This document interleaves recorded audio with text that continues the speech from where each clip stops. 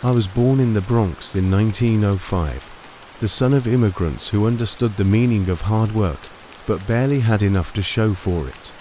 My father, Frederick Trump Sr., made a fortune during the Klondike Gold Rush, but died when I was just a teenager. He left behind a modest construction business and a name that meant very little in New York's fast-growing skyline. But I wasn't going to be forgotten. Not me. I started young, 15 years old, to be exact. Building garages with a carpenter's license I wasn't even legally allowed to hold. I didn't wait for permission. I just worked. In a city rising fast with returning soldiers and bursting families, I saw not just buildings, but opportunity. By 1927, I had incorporated E. Trump and Son, though the and Son part was a lie. Donald wouldn't be born until nearly 2 decades later. Still, the name looked bigger, and in real estate, perception is everything. During the Great Depression, while others were struggling, I kept building. I specialized in low-cost homes. First in Queens, then Brooklyn. I built thousands.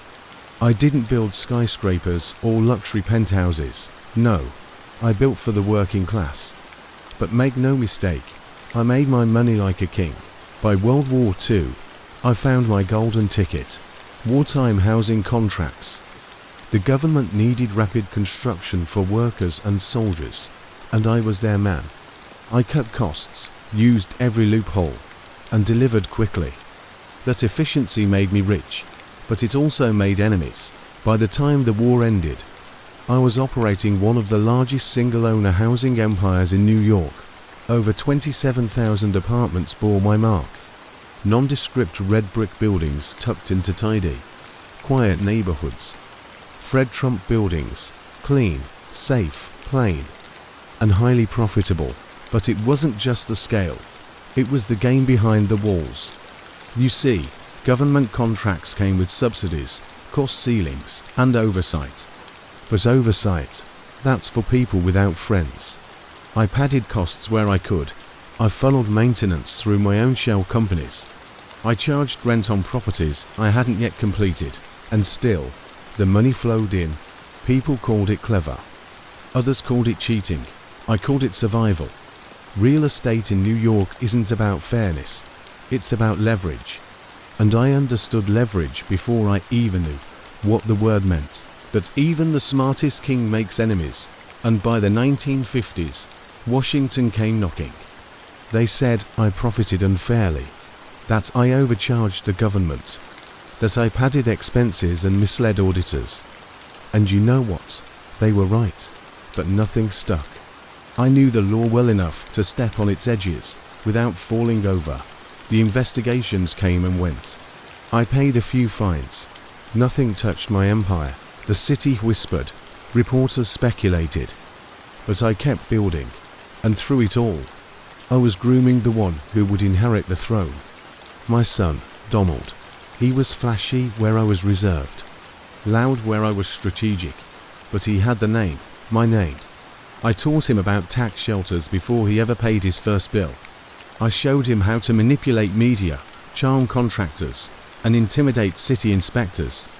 I didn't raise a boy, I raised a brand. I took him to construction sites when he was just a kid, made him study contracts at the dinner table.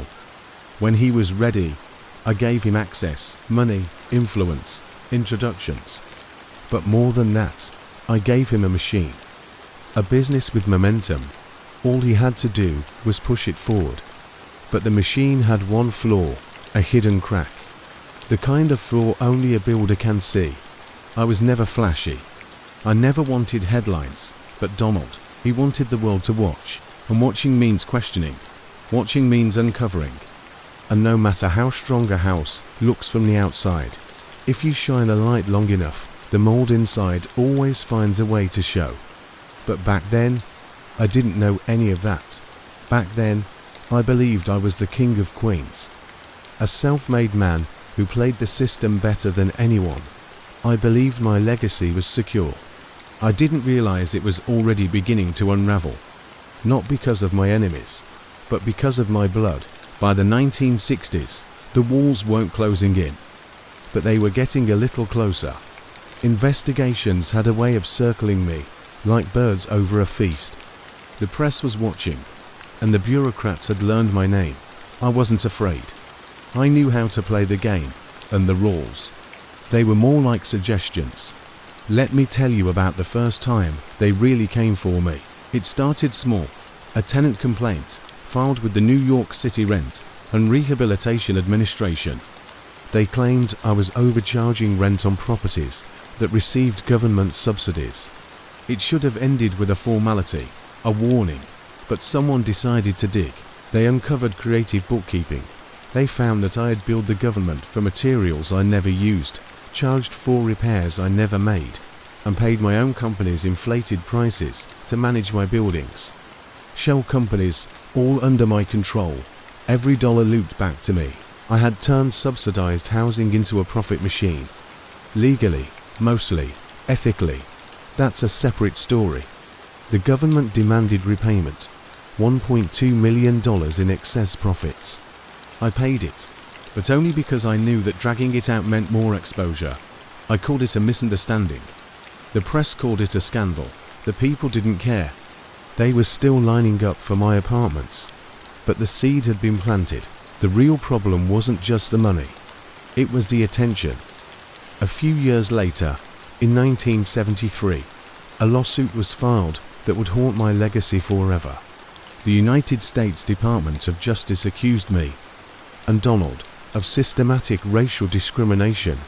They claimed we denied black tenants from renting our properties, that we steered applicants of color away using code words, that our managers marked applications with the letter C for colored. They weren't wrong. We weren't welcoming.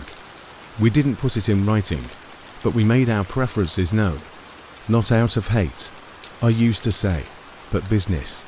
I believed integration would lower property values, scare off white tenants, and hurt our bottom line. So we defended ourselves. We didn't settle.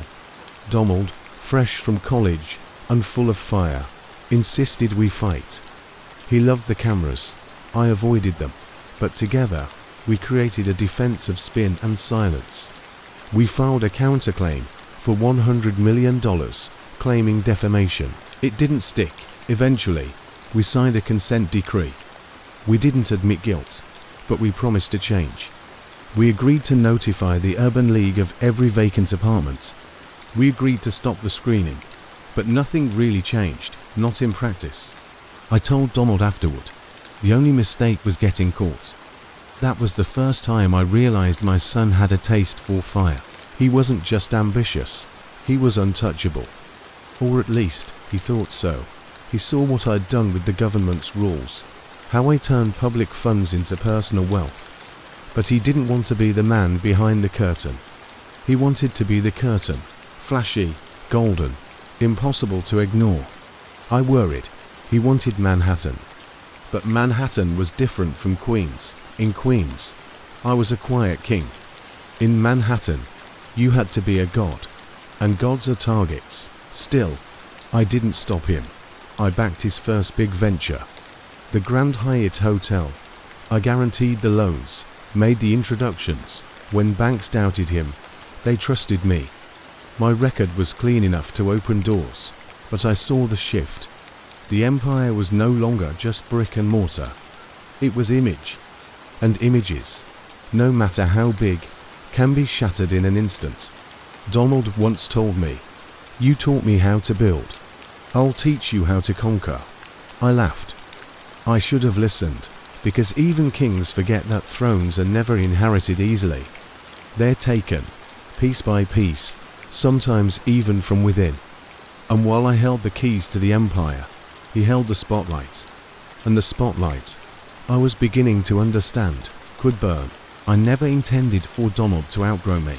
He was supposed to expand the empire, not eclipse the man who built it.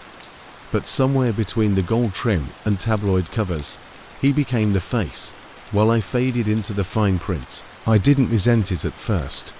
I encouraged him. I even admired how he turned ambition into theatre. But theatre requires an audience, and Donald made sure the spotlight never left him. Even when the applause turned into lawsuits or bankruptcies, he craved the stage, especially then. When he struggled with cash flow, I bought chips at his casinos, hundreds of thousands of dollars worth, and never used them. It was a favor, a nudge, a lifeline disguised as a gesture. The government looked into it later, called it an illegal loan. We paid a fine, business as usual. Still, it was a hint, a crack in the marble of his empire. By the early 90s, his debts ballooned. He owed hundreds of millions. He was over-leveraged and underwater. The banks stopped seeing him as an asset. I stepped in again, lending millions, securing loans with my reputation, not his. But something had shifted. He stopped asking. He started expecting. That was when I knew I hadn't created a successor. I had created a beast. Still, he was my son. I remember a particular moment in 1993. He was spiraling financially. The tabloids were circling, creditors were knocking, and his casino dreams in Atlantic City were cracking under their own weight. He came to me, not for advice, but for approval. He said, "Dad, it's not about the money. It's about the fight. I always win in the end." I looked at him, and for a second, I saw the boy who used to follow me through construction sites with eyes full of wonder. But that boy was gone. In his place stood a man who believed his last name wasn't a burden. It was a shield. He wasn't wrong. In 1999, I died.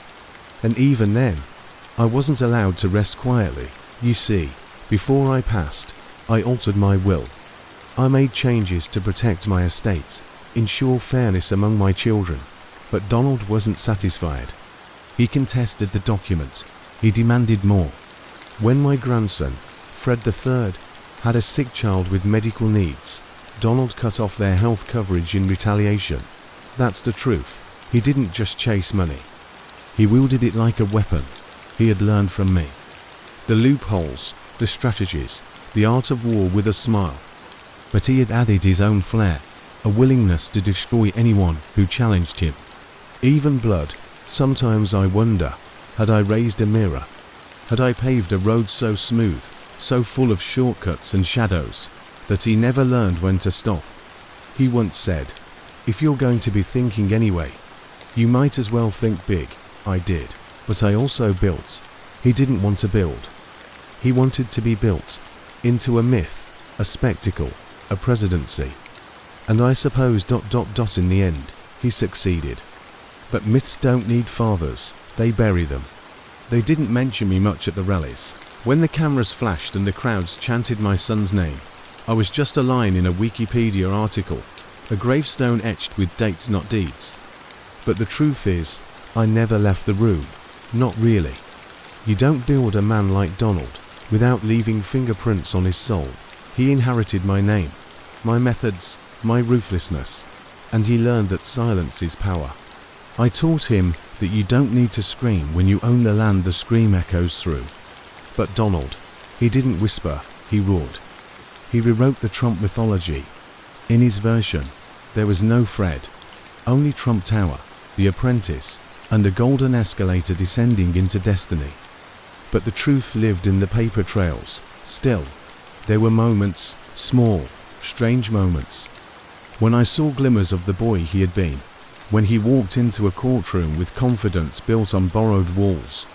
When he smiled during interviews and recited lines I'd once spoken to contractors in dusty suits. I trained him well, too well. My granddaughter, Mary, a psychologist, would later dissect our family like a crime scene. She wrote a book that bled across bestseller lists, tearing into the DNA of our dysfunction. She said I had destroyed Donald by rewarding cruelty and punishing vulnerability. I read every word, or would have, if the dead could read. She wasn't wrong, but what choice did I have? I was forged in the Great Depression. I learned that poverty wasn't a condition. It was a weakness. I believed that survival required dominance, and dominance required deception. And so, I raised my children in a house of quiet rules, unspoken expectations, and a brutal meritocracy of loyalty. Donald learned the loudest. He absorbed my lessons like concrete absorbs heat. Slowly, then all at once, until everything around him started to burn.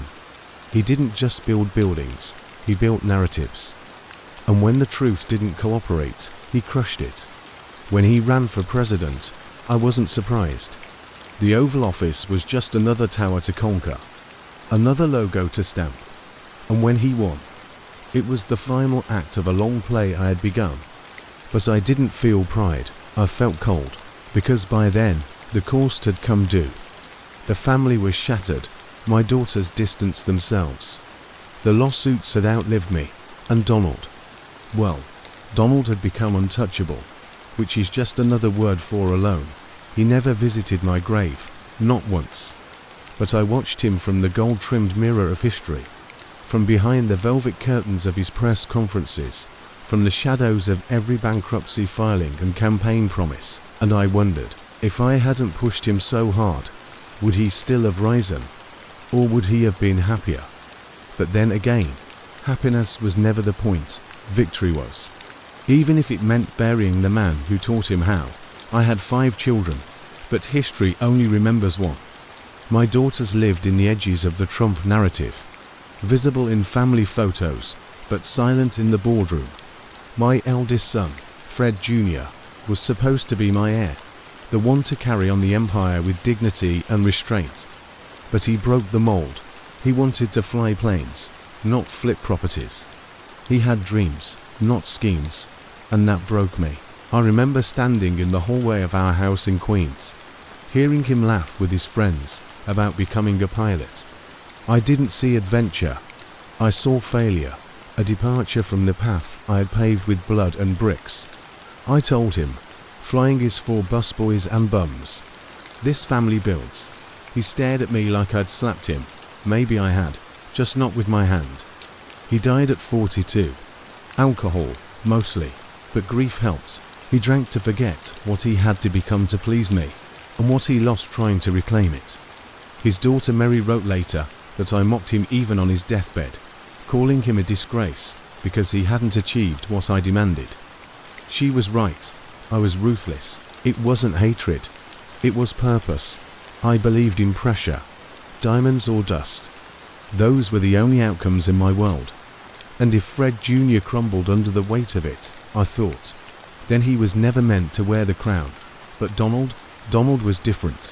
Where Fred Jr. questioned, Donald bulldozed. Where others hesitated, he smiled. I didn't just admire that. I engineered it. I turned him into a vessel for my legacy. I poured money into his projects, bailed him out with disguised loans, taught him to use his name as currency, his silence as leverage. I turned a boy into a brand. And yet, there were sons I didn't raise, not biologically, but ideologically. The culture my name helped create, the machinery of profit without empathy, bred men I would never know. Developers who buried low-income neighborhoods under skyscrapers. Politicians who flattered the forgotten only to forget them.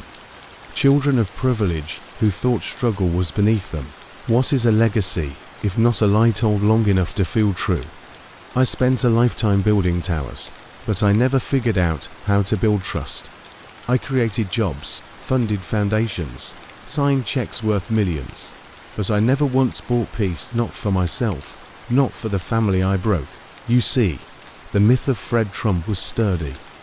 A bootstrap immigrant son who rose up, made something of himself. But myths are only half-truths that wear tuxedos.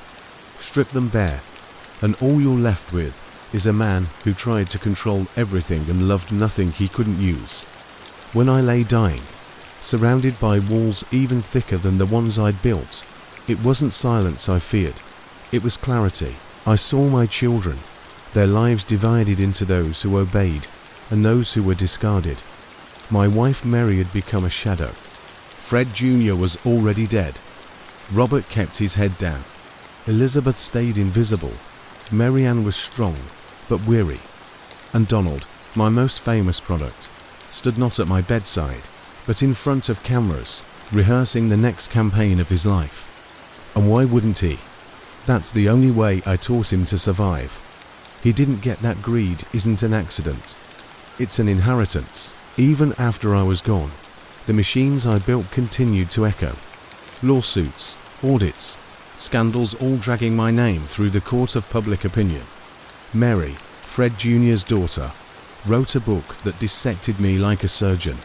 She called me a sociopath, an emotional black hole. And maybe she wasn't wrong. What broke me most wasn't her anger. It was her accuracy. My revenge on the world wasn't a headline. It was generational. I wanted to prove the American dream was a game I could rig. And I did, but rigging it didn't bring me satisfaction. It brought me survivors, not descendants. Sometimes I imagine a different ending. One where I walk into Donald's golden penthouse, tear down the marble facade, and say, "You don't have to be me. You never did." But that ending would require something I never had. Humility. So here's what I'll say now, to you, to the world, to the mirror of history. Don't remember me as the man who made money. Remember me as the cautionary tale of what happens when love becomes leverage, when children become chess pieces, and when empires outlive their empathy. My buildings may still stand, but my soul, it crumbled long before the first brick ever did. Do you think Fred Trump was a genius or a villain? Or maybe both? This is my Kai Mitnick, where betrayal and revenge are not just stories. They're history. Subscribe for more uncensored, first-person deep dives.